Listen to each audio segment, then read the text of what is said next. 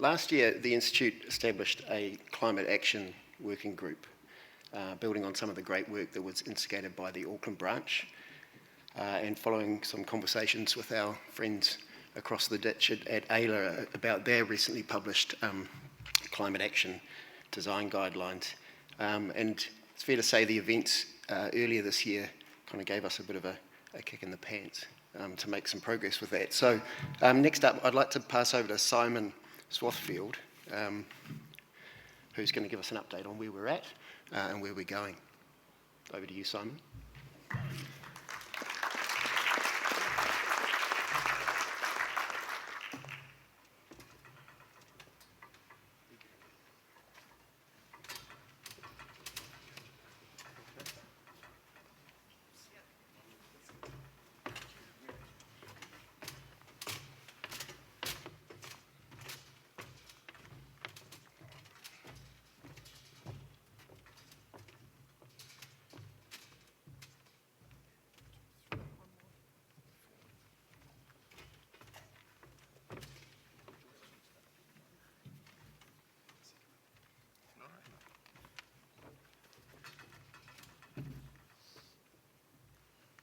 Well, kia ora koutou, kia ora whānau. It's a little bit odd seeing you up here because what we really wanted to do is to have a much more intimate discussion. So please bear with us. I'm speaking on behalf of the group, and as Henry says, we've been pulled together at his instigation, which is great. There are 5 of us here today. I'd like to introduce Rebecca Jerram, Meg Back, Craig Pocock, and Henry Crothers. We also have Matthew Bradbury and Mark Lewis and Courtney Northcutt. So please contact any of us for discussion to follow up on what we're going to be talking about. Great. We knew if we put a chair up here, he would come up. So what's it all about? Well, we're going to look at who's in the working group. We've done that. What are we doing, and where are we trying to head? And most importantly, how can you help? This is the group in total, and we'd just like to acknowledge as well the practices that support everybody in the group, because it's clearly one of these tasks which spreads over. It's not a task that happens after 5 o'clock. And I'd like to start off with just a little story.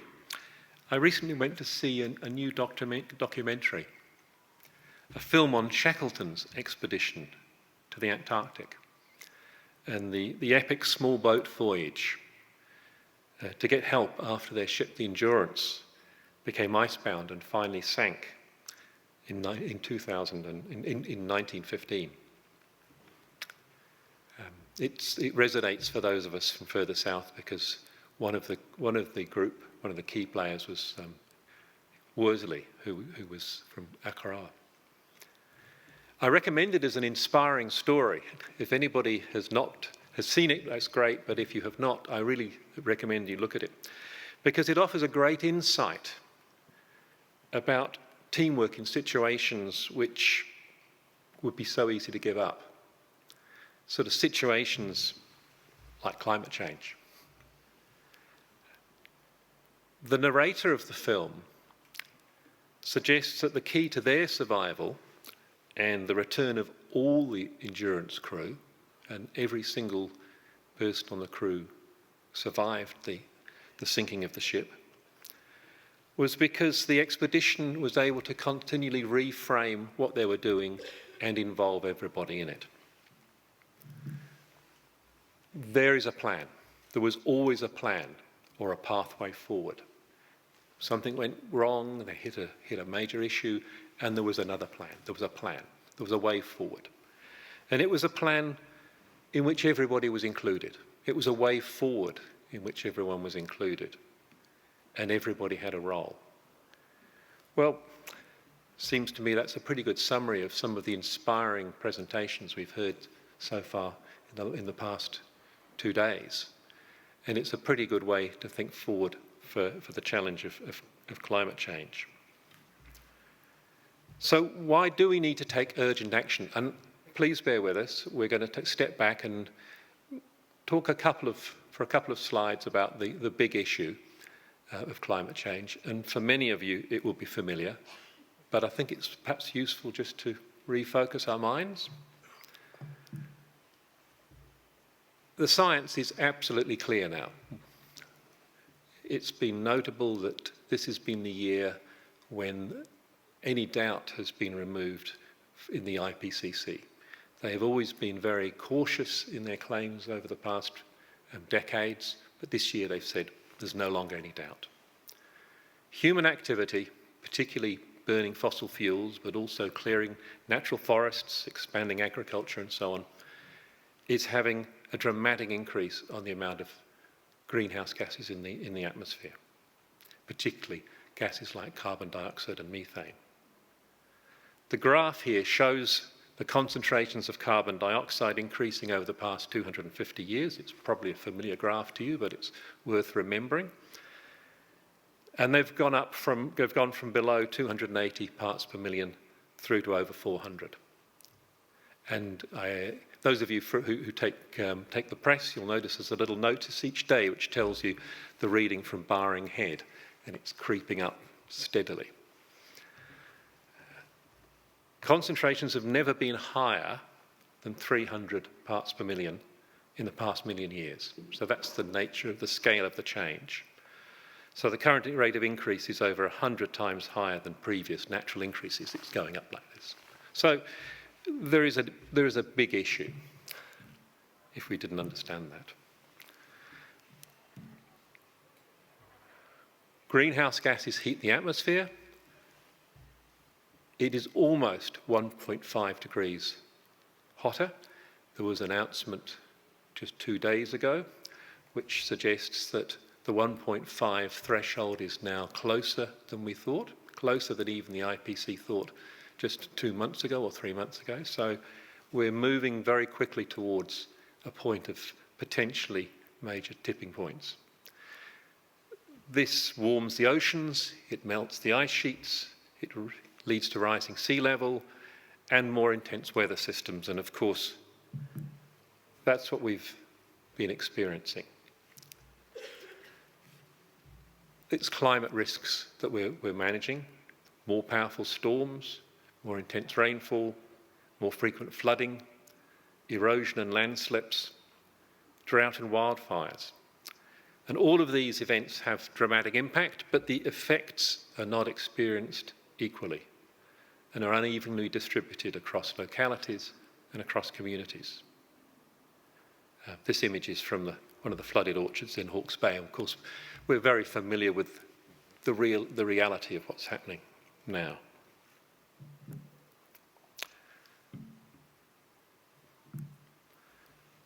There are therefore local, national and global imperatives to act. New Zealand is a signatory of the 2015 Paris Agreement, which is where the 1.5 degrees figure comes from. That was the agreement made in 2015 at a global level to try and control temperatures at that point to avoid critical tipping points and irreversible global change. This needs action. It needs absolutely urgent action. It's interesting, we can still come close to meeting this goal. As the Secretary General of the United Nations put it, we need to do everything everywhere all at once. So that's quite a challenge, and what we're trying to do is to find a way for us to each play our part. And that's where the good news comes, because there is a way forward for landscape architecture to contribute, and the way forward is very clear. First, we stop making things worse. Quite simple. Well, simple to saying, very hard to do. We burn less fossil fuel, reduce greenhouse gas emissions, reduce the carbon footprint of our projects. It's great to see everyone in the industry focused on this, from Bernice, from the suppliers, right the way through to the implementation. We protect and regenerate landscapes that are carbon sinks, such as forests and wetlands. All the things we do. Second, we adapt our landscapes to the changes that are already in the system to reduce climate risks, for example, by managed coastal retreat.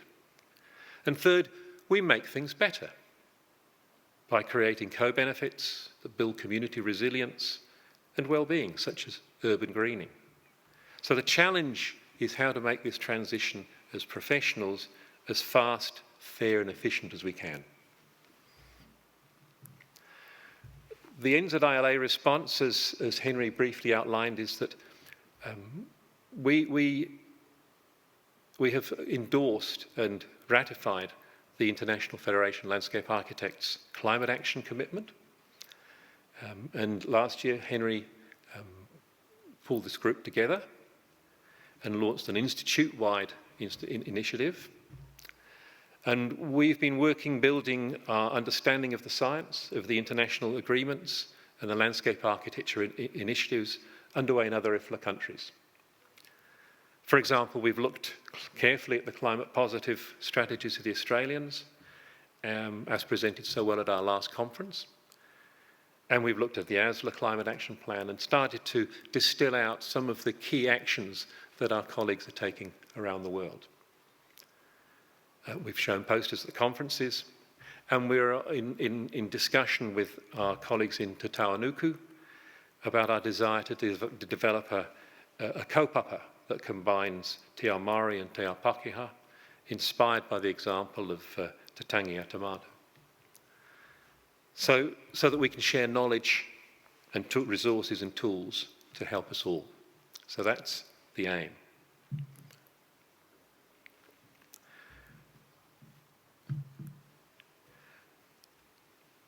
We aim to provide a resource and to post material online as it becomes established. So that's the end part of the goal. Now, we have started to develop some headings, some broad topics which we've identified would appear to be relevant, but we need your help because there's very few of us and we don't have the resources to do this. So what we'd like to do now is to have a discussion. We'd like to share with you some of those topics and ask some hopefully relatively straightforward questions about priorities, about what you can do to help, about who would like to come forward and join the group, and what you can share. Now, in an ideal world, we would all be sitting around in a small group. We can't do that now. Maybe we can go down, or maybe you can come forward. But what we can do is have a discussion. What I'd like to do is to just put up some of the headings we've identified so there's a bit of a prompt. And I'd also like to just highlight some of the questions. Now, these are just potential groupings of information, but there's some of the key actions that we've been drawing out particularly from the other professional bodies who've prepared change plans. So what we'd like to do is to ask you, what type of resources do you need? What would help you to take action? What are your priorities in terms of how we might use our limited time? What can you do to help? What can you contribute? And what might you be willing to share? One of the things I've noted here is that the big practices are well down the track. The big practices have a lot of resources. They have climate action teams. And to be fair, our members within the big practices are getting support. Many of our members, though, are in smaller practices or sole practitioners or working in small communities, and that's a lot harder. So we're also going to be asking who can contribute to the to the collective. Who can contribute to material that we can share with others? And that's really as far as we want to go. It's quite simple. We just get on and do it. So what we would like to do is to open up for questions in response to what we've done, particularly questions in response to how you can help. Open for questions now or later about what topics would be most valuable, and we'll see how we go from there. In terms of time, I think we've got plenty of time until lunchtime, so we can take as short or as long a time as you would like. If you feel it's more productive at any point, we can then just break up into groups and talk about it. So, over to the floor, over to you guys. Does anybody have any responses, please?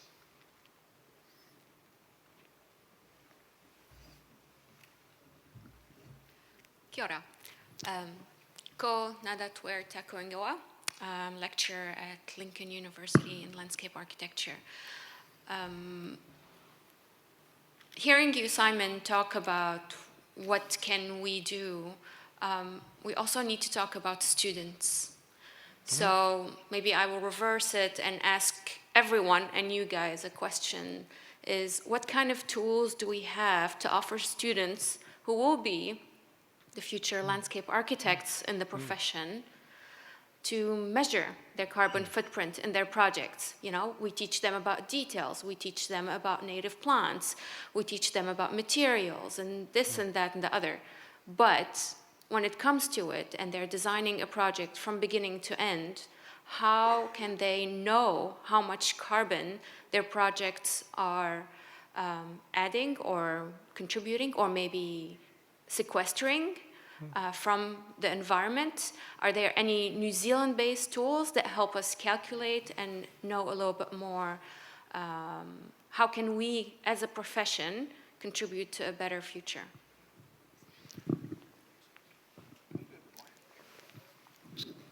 Yeah.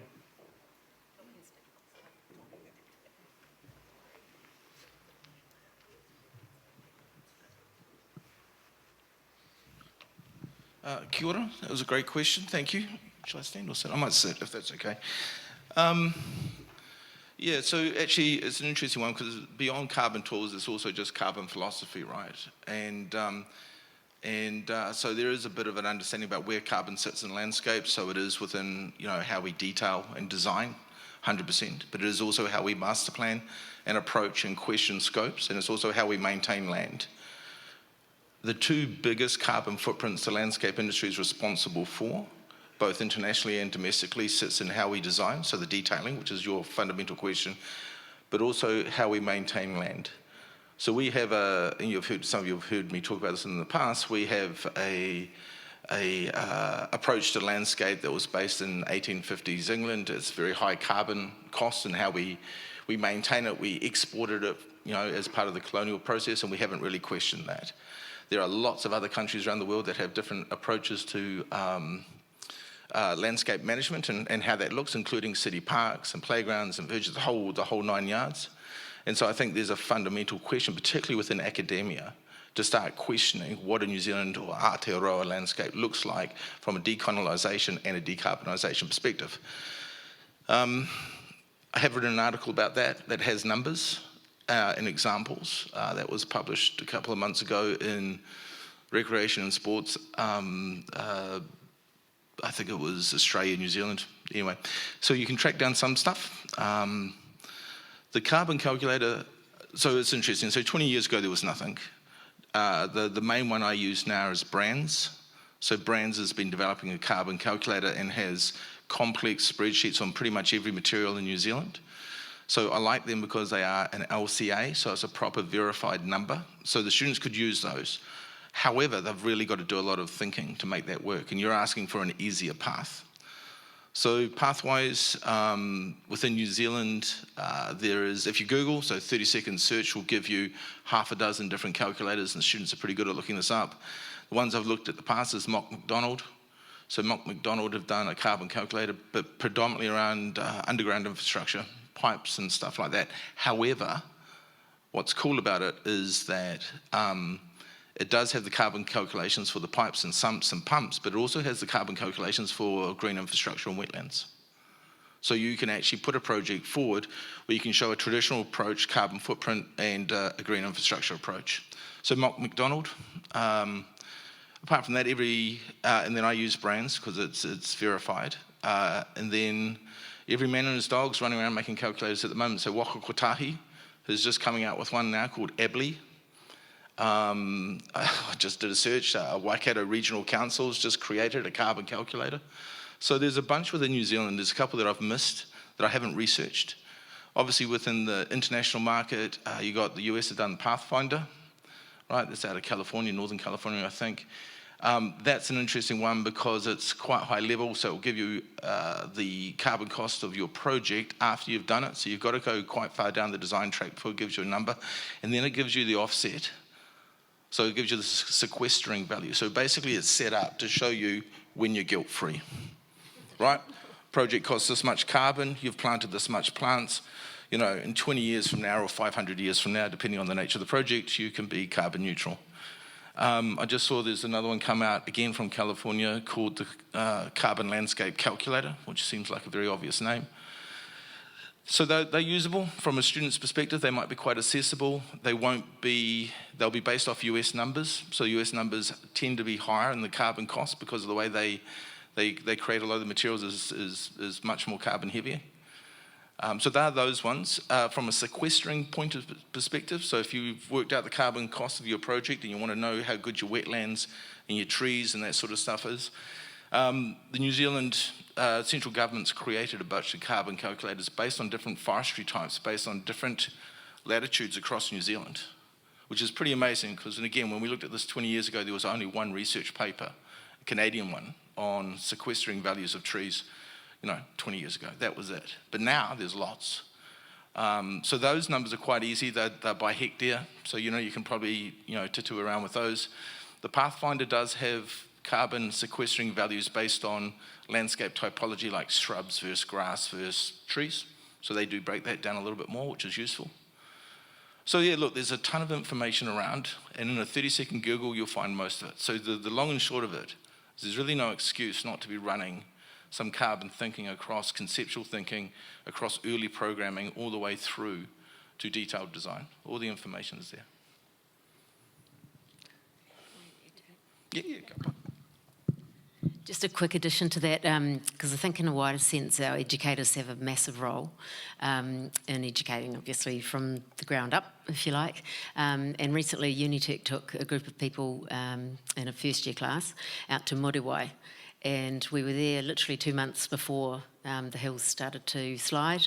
And the students, got out there and got amongst it and were able to read the landscape and, really sort of engage in the problems if climate were to affect this small settlement. And of course it did, with the loss of the 2 firefighters as well. So I guess one thing that educators can do is keep students in touch with the environment, keep them in the natural world, take them to the sites, engage them properly with, water and land and how it all connects. I think in this online world, there's really a sort of a small push there to get people to get through courses faster and get things done online. But in our particular profession, we've got to be in touch with our actual terra firma and how, we can work with that. So I think, site visits and same with firms. Take stuff out to site and make sure people understand things. Sorry, I'm just going to have one more comment to lob over, and then I will pass. This will be a 30-second one. So I was somewhat involved in 2016 writing the education standards for New Zealand and the accreditation standards, and the carbon landscape is part of your requirement to teach into all students across all 3 institutions. And I think we're probably one of the only countries in the world that has had that as a standard, as part of the design practice, as a layer for now, crikey, 8 years. So there's actually a requirement for your students to actually actively engage in this. But that was a great question, thank you, because now we know that emissions tracking, high priority, and what we can do is assemble those links and put them together and put them online, and they're available. Any other responses, please? Thank you. Down here. Is there another? Please down. You'll have to excuse me, I'm losing my voice, but as Craig would know, that's actually why we were talking too long about this last night. From a local body point of view, I'm just going to ask the same question, you know, to make sure that we have tools available to lend weight to this from a landscape architect's perspective and amongst a lot of traditional engineering, you know, thinking. So my question is no different. We need those tools, and Craig, your answer was great. But maybe to expand that into education at the other end of the scale as well. The traditional thinking needs a bit of a tune-up. The landscape architects need the weight behind them within these organisations to make these things stick. So same tools required, just possibly in a different context. So the tools exist, right? But as you know, you look at 2 or 3 options for an approach to landscaping. You say the carbon footprint's this, right? And you get the so what or yeah but. So my favourite's the yeah but. And so in the recent analysis we've done across, I think, 6 projects now, we did the carbon analysis of all the different profiles that could be considered. But Spec is a big engineering firm. I spent a lot of time with those guys, and the yeah buts come at me all the time. So every time they gave me a yeah but, I would work out the number. And so we went from carbon cost to compression strength to renewal cost to infrastructure renewal cost to whole of life cost until we got about 8 different measures per material typology, so that every time I got a yeah but, I could flick a number back. Now, the important thing about the numbers, they were all industry supplied. So I'll give you an example. The yeah but around maintenance. So the carbon profile that's been rolled out across New Zealand at 16.4 tonnes of carbon per 100 square metres, right, which is the concrete slab and stone. My client asked me for that profile for Palmerston North, and I was like, can we talk about that first? And he was like, sure, show me what my options are. However, I want to zero out maintenance. I want no slumping, so hence I want the concrete slab. So we looked at the cost. It's $565 per square metre to deliver that concrete and cut stone. The slumping, maintenance cost, 0. They never slump, right? It's sitting on half a metre of concrete, never slumps. However, the minute you've got to replace a piece of lateral infrastructure under that, you've got to wet saw it out, you've got to dump the concrete, you've got to dump the paving, you've got to dig out the AP40, you've got to put the new pipe back in, you've got to re-drill the concrete, you've got to put the rebar back in, you've got to pour the concrete back in, you've got to epoxy brand new stone, often from China, back in. So the initial cost to put that bit of paving in is $565 a square metre. The replacement cost to replace a lateral is anywhere between $1,200 to $2,000 a square metre. And so you put that number in front of council and they're like, oh, okay, we'll pay for a little bit of slumping maintenance if we don't have to pay for that. And so it's about, from a landscape perspective, being a leader in that space, questioning, critical thinking. You know, when they throw a yeah but at you, throw a yeah but and numbers back at them. Maybe you'll win. Can I put a question back to Mike? So just to put a question back to you about that, Mike, you said something about having some weight behind you. What would be most useful for us to be providing first? Is it sort of ongoing CPD for members so that you can front up with some really good, strong facts and anecdotes, or is it just getting some calculators up really quickly, or what do you see as being most useful? Well, I think all of those things. But the first part of that, from my own point of view, calculating the carbon, I've done exactly as Craig's outlined in my projects, gone online, and we are doing that. I think the education side of it, for maybe other disciplines, and we discussed this between ourselves as well, that maybe this is a message for other local bodies to access this expertise and see if we can get it outside of our own profession, because it will just make our life so much easier if the road designers and the stop bank maintainers and the various different audiences that we are pitching to within our own organisations are also exposed to this sort of knowledge, which is evident to me that they are not. We can do that. Good comment. So it sounds to me as if one thing it would be helpful would be some roadmaps within which the more technical calculators can sit. Does that resonate? Yeah. Okay. I can see a thumb up there. Yes. So there's a task.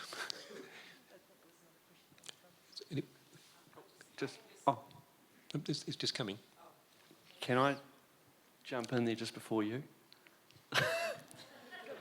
I did want to maybe change from talking about carbon and maybe moving into the energy sector. It's something I'm working heavily involved. I know other people in here are as well, assessing solar farms essentially and working on solar farm projects. There was an article recently that outlined that we needed about one 420 megawatt solar farm prepared and operational every year between now and 2050. Land-wise, that sits around 600 to 1,000 hectares. So you're looking at about 27 of those. I understand that the government are looking at updating the NPS, National Policy Statement for Renewable Energy, as prepared in 2011. They're going to push that through quite quickly, I think, this year. My question is, are we going to sit at that table?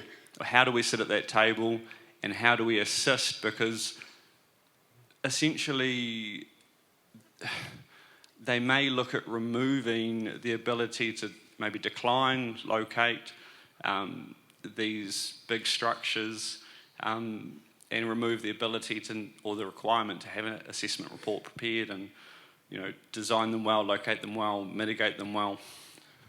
And when you look at the size and how much we need, it's phenomenal. Yeah. So it's more about how do we get involved. That's a great question, yes. And I think Shannon might be responding as our contact to government. Yeah, Paul, good question.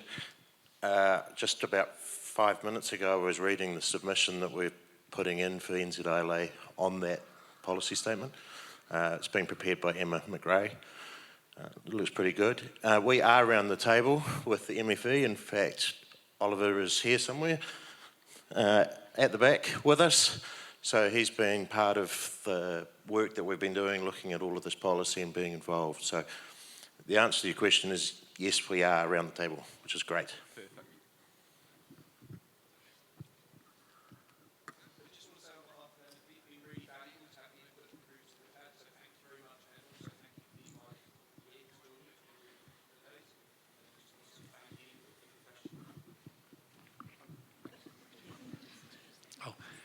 Thank you, that's a great question. Yes. Hi, I'm from Christchurch, Andrea Davis. I did run for a local position at ECAN, and I think that it's great that we're doing this, but we really don't have time. Like, I think anyone, and I mean good examples from Bangkok, if you have any influence in particularly local, regional politics, I think we can make a big difference there, because I think national's already onto it. If we get wetlands into the EST, that'd be good. But yeah, I think we need to get outside. I think we need to talk to our architect friends.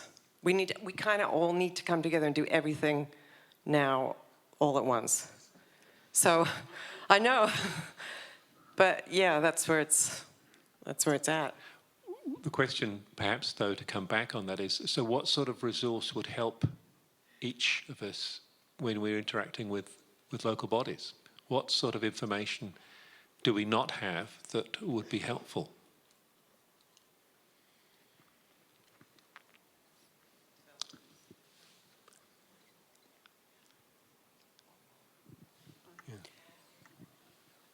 I don't know whether there is this information available or not, but one of the things that I've wondered about is, do we have some way of figuring out what the impact of district plan changes are?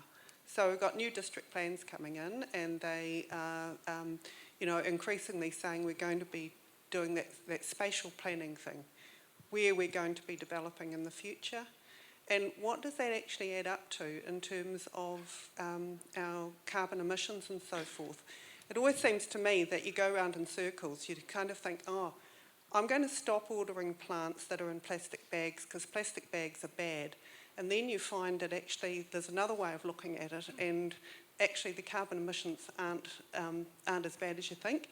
And so just some helpful kind of things to be thinking about at that big scale, I think would be really helpful, because those are the kind of tools that we need to be able to make arguments for and against at quite a lot of scales. It's an excellent question. I don't have a hell of a lot on it, other than I know that Auckland Transport AT has just put out an RFP looking at calculating out the carbon movement based on development. So that space might get, polished up in the next 12 months. And Waka Kotahi actually might be going down that road as well. So I guess you've got to look into those spaces and then be agile and work out how does it apply to us. So, you've got to leverage off other people's work. So if AT goes down that route and Waka Kotahi goes down that route, we should be watching that space and working out how we apply it to our scale. Craig made a great, I completely agree, we've got to find what the big priorities are, because Craig made a great comment last night. I said I had terrible guilt about flying here. And he said, yeah, but there's things we detail in our day-to-day work which are equivalent to flying to the moon and back. Those are what we have to look at first. And I also struck this morning when Kate was asked about carbon and responded with, I thought, a really great point, that it's about also setting out and setting up possibilities. That one of the big challenges we have is that when we go up in scale, everything is going to be trade-offs. It's all going to be trade-offs between avoiding, mitigating, and adapting. And a lot of the adaptation is going to need some expenditure of carbon, inevitably. Every time we build a cycleway, which will reduce the amount of private transport, we're going to need to put some servicing in. So where the big challenge comes is making sensible balances across. And it reminds me of 30 or 40 years ago when the planners were tackling with these things and had planning balance sheets. But I thought in the discussion that Kate gave us, it was also just about showing possibilities. So it's not only about showing the numbers, it's also exciting people with the possibilities of an alternative way. So I think it's partly about making a good argument, and much of what we could do is perhaps also practice amongst ourselves, making good arguments. It's almost we talked about the elevator pitch. Maybe we need to, at branch level or some way through CPD, maybe we need to be practicing making good arguments about elevator pitches for how to move in this direction or that direction.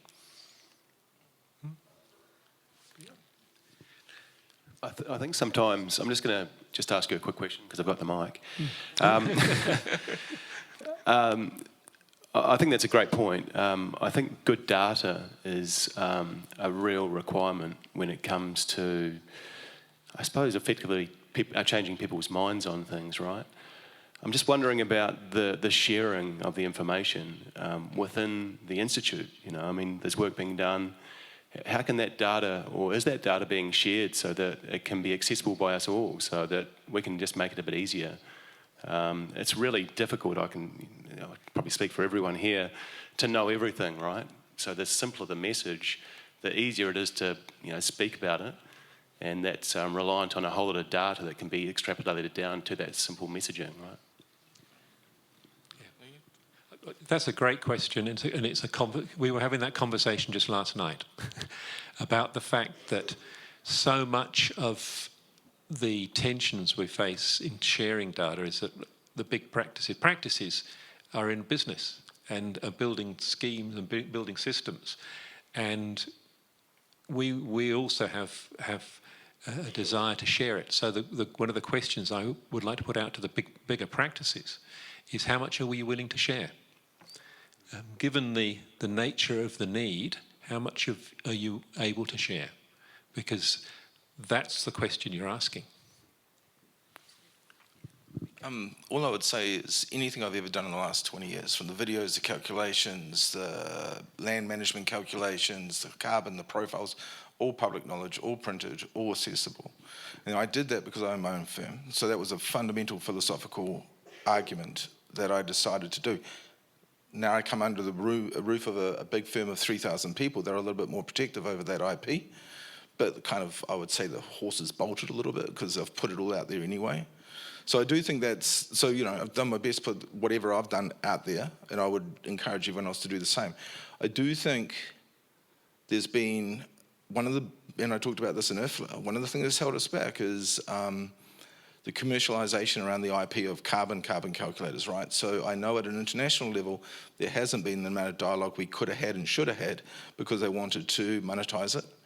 And at an academic level, it's been the same issue as well. They want to be, you know, and this is an international, this isn't a New Zealand or national conversation, but they've really wanted to be the leader in that space. So there hasn't been the level of collaboration. And of course, that level of, because actually, you know, a good papers at an academic level is equivalent to monetisation, right, and career. And so one of the things that's held us back is basically the protectionism around thinking around carbon. And so I do think we should unlock it. How we unlock it, I really don't have a good answer for. I think it's a really great question because effectively our role here is just to facilitate the sharing of that knowledge and create the resources that membership requires. And the thinking is that, you know, in time and not in the too far distant future would be a link on the NZILA website which takes you directly to, say, climate action or resilience strategies, etc., and then sort of lay it out by tabs per subject area. So those who live in Tamaki Makaurau will be familiar with how the Auckland Design Manual works online. It's very detailed, very easy to use, and coupled with that is also case studies and projects which have achieved, you know, climate positive design, and that's really where I guess everyone comes in because we need to have that input. We need to showcase good projects that are achieving these, you know, minimal carbon outcomes and using life cycle assessment and things like that. So in the coming months, we do intend to sort of focus it down a bit more after we've heard from you guys today and start to sort of put topics out there and request some information and case studies and things back. So I think that's would be a useful tool. The other thing, just about educating our colleagues in different institutes, etc. You know, I think we do have a role right from the beginning of even chatting with a client about scoping a project. So you've probably in bigger firms we've got the no-go policy, right? And so directors will sit around and say it's either a go, we'll bid on this, or we won't. And you've got that very first pinch point into those kōrero with clients, is that, look, that's really not our bag anymore. We won't be bidding on that. Okay, another firm will, but you also have the ability to start changing those briefs and say, listen, what we would be quite interested in doing is, you know, in the short term is put through da-da-da. So I think we do have more leverage than we think, and our colleagues sitting around the table are going to listen to that because we might be changing the way we're actually designing and the way we're building. So it does come down to each of us advocating, I think. And I guess the good news, if anybody's twigged, the budget came out yesterday, and there's 3 billion has been put aside. And I wrote down what they said about that. They said that 1.9 billion is for adaptive strategies and adaptation strategy and looking into the climate mandate. So there's an opportunity for us right there to go and beg and borrow and steal from our colleagues.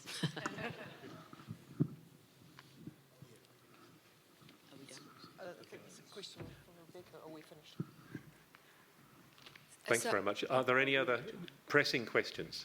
Well, we have one over here. Not a question, but a little comment and maybe to everyone. So it's me again, sorry.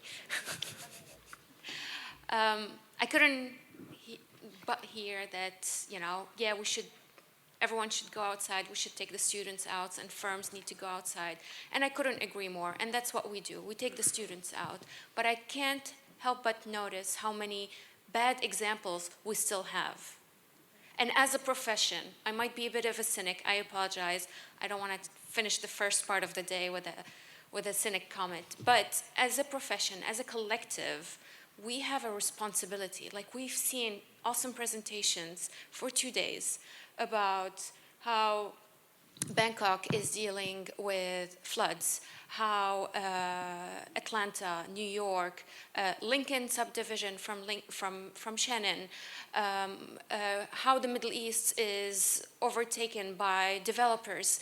Developers have this capacity to, take land and turn it into unproductive land and put it into subdivisions. And us landscape architects, we are working on these subdivisions. We're working on retirement villages, and we're doing copy-paste, copy-paste, copy-paste. We're putting native vegetation. Yes, good on us.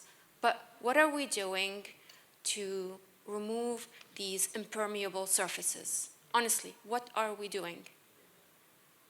And that's what I would like to say. Sorry. I feel like that was a statement rather than a question, so we're good with that. Rebecca. I got given the microphone. Okay, Sybil. Sorry, just really quickly. The reverb is awful, so apologies. I think it's really important because as landscape architects, we work at that critical interface between environment and people, which is where the climate issue is basically in mass conflict.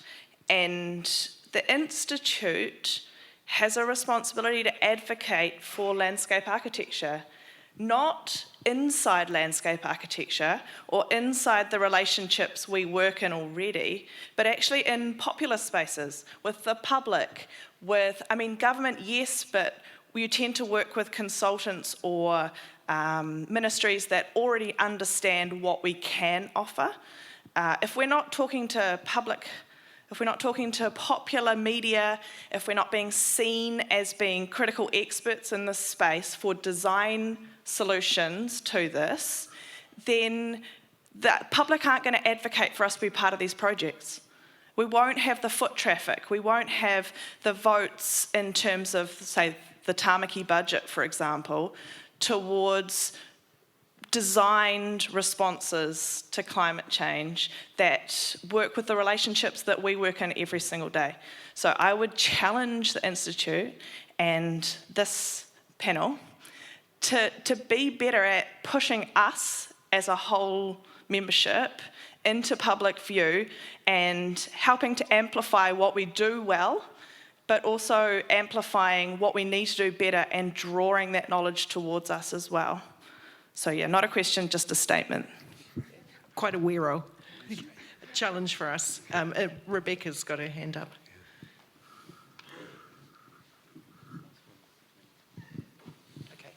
Kia ora koutou. I don't normally ask questions, these things. But I guess just to segue from a number of the statements and questions is our role in influencing is one of the focuses of the Institute's strategic plan. And I think that we've got to get more sophisticated, more embedded, and I took the comment around politics before. I think we need to understand that language. We understand the language of design, we understand the language of environment, te taio, we are there. But in order to influence, and thinking about the speakers that we've had previously today and yesterday, our ability to speak the language in for our decision makers is essential. And so that comes back to what you were saying, Craig, about land use planning. The decision to even be in a place or make a land use change is something that our landscape, and I put in inverted commas, planners, as they sometimes call us, but we are there making decisions. It's not just about assessing effects. That's a small part of landscape planning. Landscape planning is about land use change, or for whatever purpose. That might be agricultural, it might be urban, it might be regenerative. And I think we've got to get better at at influencing our decision makers. And so to the work you're doing, I 100% support the need for data and getting that data to improve our language. So it's a little bit of a statement, but yeah. Can I just it's, it's really interesting, but sometimes we have as an institute, so I 100% agree, and that's what we've got to do. So let's just start there. However, I was on the exec 12 years ago, and there was only a third of you in this room.